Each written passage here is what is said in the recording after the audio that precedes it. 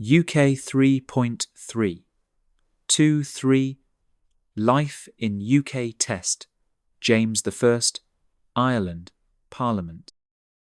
3.3 4 James VI and I. Elizabeth I never married, and so had no children of her own to inherit her throne. When she died in 1603, her heir was her cousin James VI of Scotland. He became King James I of England, Wales and Ireland, but Scotland remained a separate country. The King James Bible. One achievement of King James's reign was a new translation of the Bible into English. This translation is known as the King James Version or the Authorised Version.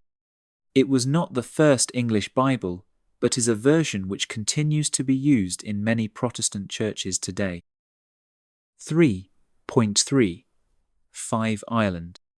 During this period, Ireland was an almost completely Catholic country. Henry VII and Henry VIII had extended English control outside the Pale and had established English authority over the whole country. Henry VIII took the title King of Ireland. English laws were introduced, and local leaders were expected to follow the instructions of the Lord Lieutenants in Dublin. During the reigns of Elizabeth I and James I, many people in Ireland opposed rule by the Protestant government in England. There were a number of rebellions. The English government encouraged Scottish and English Protestants to settle in Ulster, the northern province of Ireland, taking over the land from Catholic landholders. These settlements were known as plantations. Many of the new settlers came from southwest Scotland, and other land was given to companies based in London. James later organised similar plantations in several other parts of Ireland. This had serious long-term consequences for the history of England, Scotland and Ireland. 3.3 6 The rise of Parliament. Elizabeth I was very skilled at managing Parliament. During her reign, she was successful in balancing her wishes and views against those of the House of Lords and those of the House of Commons, which was increasingly Protestant in its views.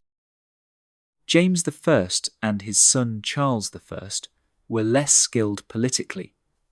Both believed in the divine right of kings, the idea that the king was directly appointed by God to rule. They thought that the king should be able to act without having to seek approval from Parliament.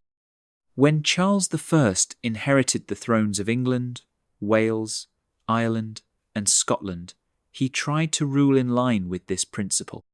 When he could not get Parliament to agree with his religious and foreign policies, he tried to rule without Parliament at all.